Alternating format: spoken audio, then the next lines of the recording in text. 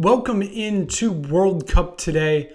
Everybody has played a match here at the World Cup now, which means we have cycled back around to groups A and B as they get their second group stage matches underway.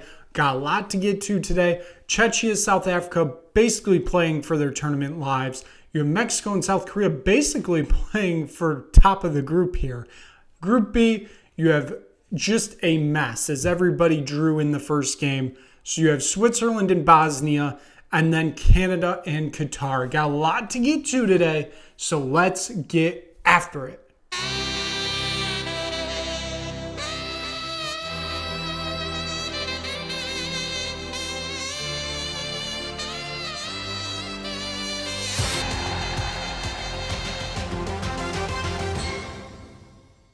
Welcome into World Cup today. It is another preview with myself, Nick Burt, here on the Nick Burt Sports Network. We have seen so much action. All 48 teams we have seen play now. We have seen 24 games at this World Cup. It's time to add more games into it as I said, circle back around. We're going to Groups A and B today. 4 matches, 4 very good matches, a lot of matches with a lot of meaning. So let's get straight into it. Noon kickoff, Eastern time, of course, hailing from the Atlanta Stadium in Atlanta, Georgia. It is Czechia going up against South Africa. Both these teams obviously coming in off losses. Czechia lost 2-1 to South Korea on opening night. South Africa lost 2-0 to Mexico on opening night also. My biggest takeaway from those games was South Africa was not playing football. They were very much just parking the bus and hoping it worked. And if it did not, they ended up conceding two red cards shown. Just a absolute disaster of a performance, honestly. Frankly, kind of embarrassing for the start of a tournament, as it was Seattle in the 49th minute that got the red card, and then it was Zawan in the 84th minute that got the second red card. So that means they will not be eligible for today's match. For Czechia, they went up early in the second half. It was a Krejci goal in the 59th minute, and then they conceded 2, one in the 67th, one in the 80th, seeing them drop all 3 points to South Korea. Now, we're now in a domed environment, which kind of feels fitting that today, of all days, we have technically 3 games being played indoors. The only one not being played indoors is Mexico, South Korea. I say that because on this day, 32 years ago, you'll notice right here in the Maple Cup, it's right there from Detroit, Pontiac Silverdome. I noticed that's not catching, but June 18th is a date on there. And that's a very important day, World Cup history. That was the first ever indoor game played at a World Cup. Switzerland and the United States drew 1-1 at the Pontiac Silverdome. Eric Winalda scored 41st minute off free kick. It was a monumental day because the technology really wasn't around back then. But here we are, 32 years later. We have like 5 games being played in domes. Much better conditions than what was at the Silverdome that day, because Silverdome did not have air conditioning. So here we are now, 32 years later. So many different things have happened since then, but just a piece of World Cup history. As I ramble on there, we'll go back to Czechia, South Africa.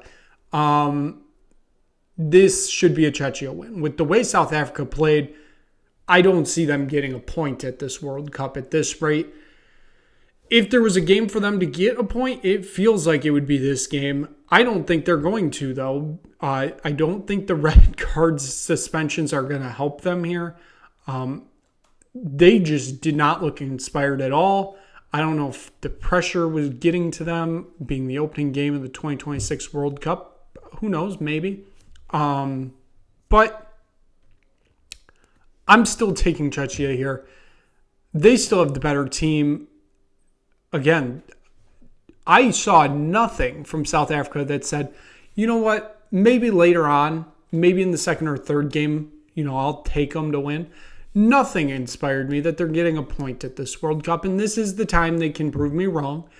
And if they do, they do. I'm happy for them if they do. It makes it more compelling if we get some teams thrown in there competing for those, last spots. But this feels like a Czechia game all the way. Give me the Czechs here. I'll take 2-0. So I'll go another 2-0 loss for South Africa. We'll move on here. We'll do group order today. We'll keep mixing it up. So your last kickoff of the day, it's a 9 p.m. kickoff. It is the other Group A game. And that is Mexico taking on South Korea. They are in Guadalajara. Both teams obviously coming off wins. Mexico 2-0 South Africa. South Korea 2-1 against Czechia. Game feels like it's going to decide the group just with how things have fallen right now. And, if it doesn't, I guess it doesn't.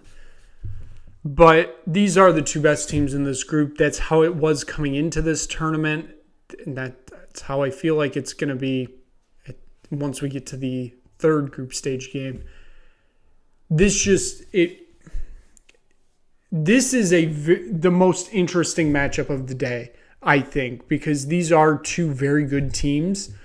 How they match up against each other is going to be interesting. Again, I mentioned Mexico with the whole South Africa thing, with South Africa just not looking inspiring.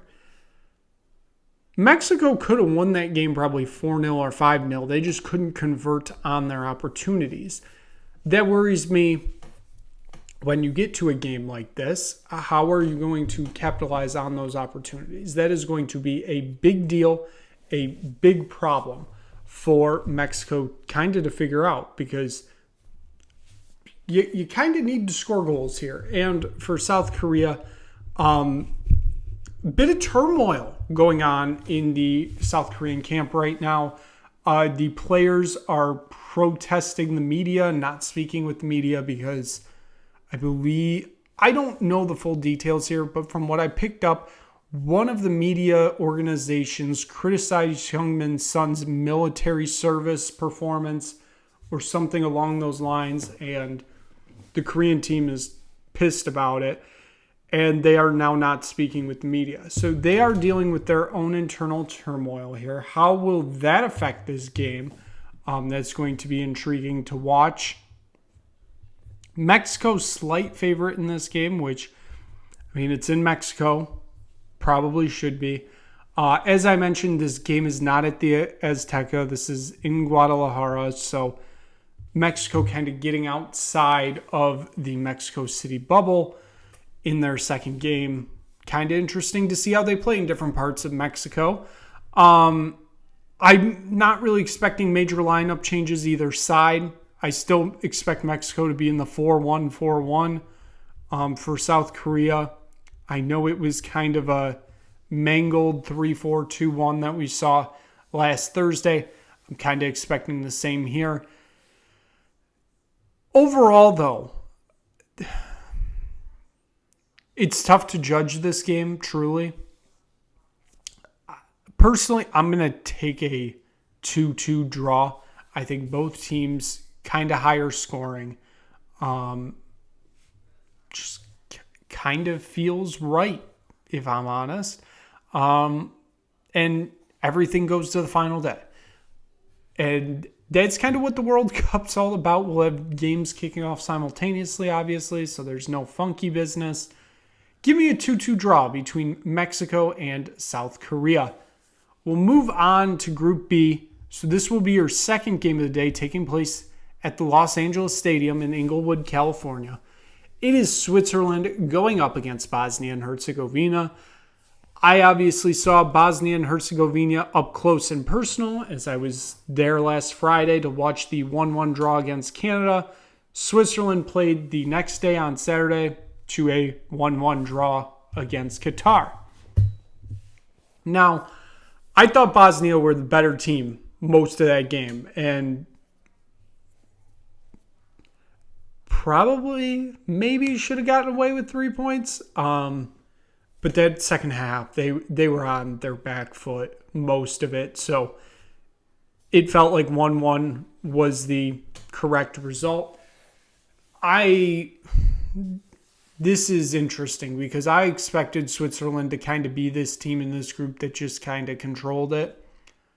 The fact they struggled with Qatar really worries me. And yes, they had the lead that whole game up until the 95th minute and then they conceded. But something doesn't feel right with this team. And I can't really put my finger on it at the moment. Something just doesn't seem correct with how this Switzerland team is playing. And maybe I'm just reading too much into them drawing with Qatar. But I don't know. I don't trust this team. And I honestly kind of was more impressed with Bosnia. They play just a brilliant kind of back line. Now, given that Bosnia's unbeaten in their last 9 matches, I believe like 7 of those matches are draws. So that leads me very much to believe that this is ending in a 0-0 or 1-1 draw. I'll take 1-1. But like I said, something doesn't feel right about this Switzerland team. Can they figure that out? Because that is major. This group is up in the air right now. Everything is equal. Both games ended 1-1. So everybody is level in this group. How is that going to play out? That is going to be very interesting to watch. Like I said, I'm taking a draw here. Even though the Swiss are kind of massive favorites, they don't look right. They don't look right to me. Bosnia can just drag you down into the deep water and just basically strangle you for a draw. I'm expecting more of the same. I kind of love how Bosnia plays, like that just defensive muckiness. It's not fun when you're sitting up in row Z at the Toronto Stadium in temporary seats in the beaming sun watching it. But truly tactically, it's very interesting to see how all the bits and pieces move. So I'm taking a 1-1 draw here just because that kind of feels right. And if that's wrong, wanting a 1-1 draw, I don't want to be right. So given that, we'll move on to the final game that we have to preview today. 6 p.m. kickoff from the BC Place in Vancouver. It is Canada taking on Qatar. Now, this is quite interesting because Qatar getting a point.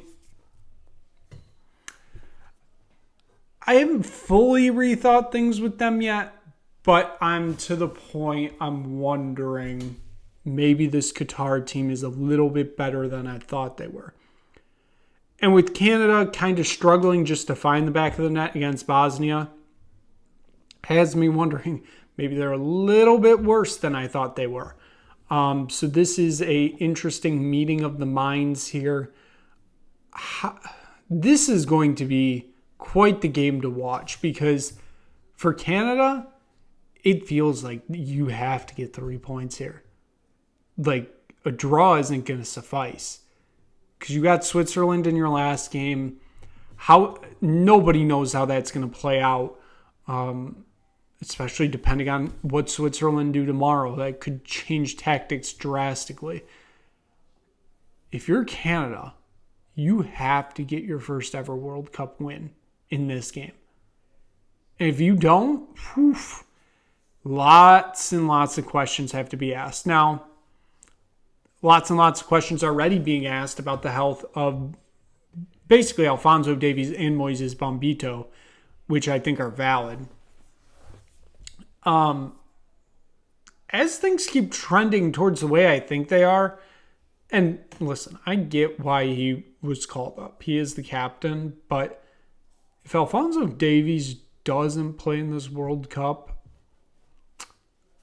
well, what was the point of calling him up?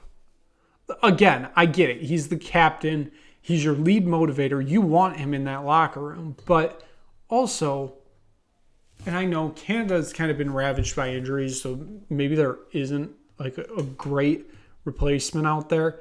But surely you would want like an extra player just in case things happen.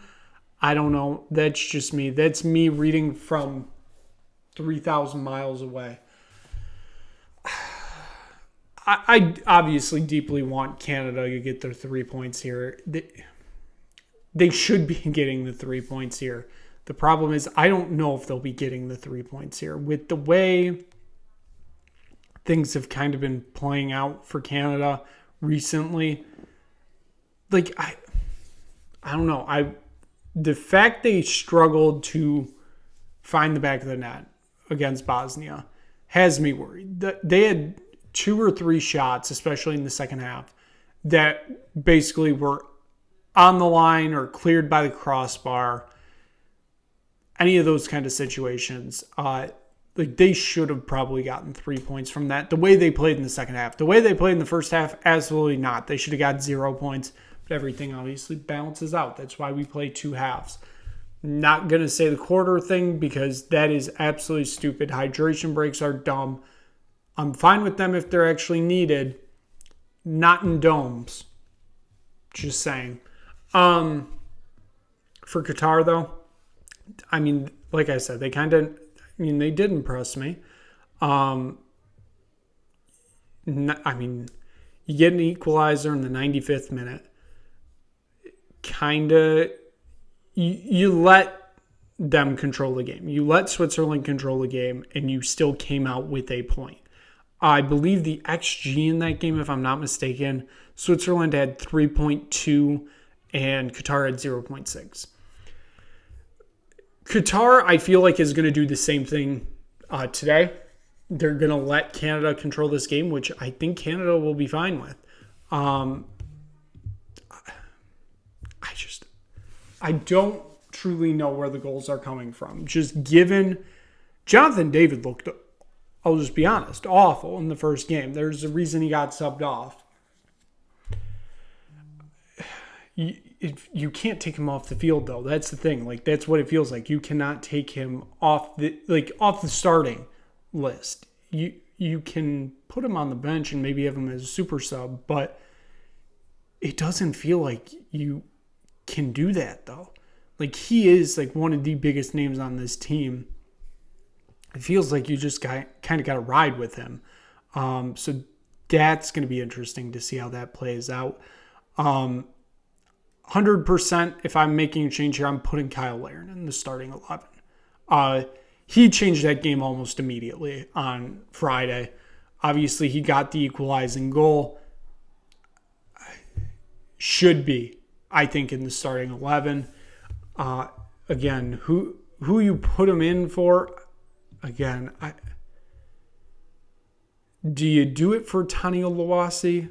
Do you do it for David? I don't know. Both of them kind of didn't have the best of days. So I feel like that should be open. I'm taking Canada to win here. I'm hoping they get their first ever World Cup win because if they do, 4 points should be enough to get them onto the knockouts. Surely it is. I have this deep down feeling we're going into the third group games with Group B, and everybody's still going to be level. And it's going to end in a 1-1 draw. The other game's going to end in a 1-1 draw, and it's just going to be a disaster. And I don't want it to be a disaster. I want this to be fun. So as much as I'm struggling with this, I'm taking Canada to win. I'll give them 2-0. Go and prove me wrong, Canada. 2-0. Canada wins this game. And hopefully they get their first ever World Cup victory. So with that being said, that wraps up this Day 8 preview here at the World Cup. Thank you so much for watching. If you just stumbled across this, click like, click subscribe, tell anybody you know about it. We do it all over again tomorrow. Groups C and D. Of course, that includes Brazil, Scotland, the United States. A lot of things we'll be able to get into tomorrow. So make sure you click subscribe, turn on notifications so you know when these videos drop. Thank you so much for watching. We will see you again quite soon for another episode here on the Nick Burt Sports Network.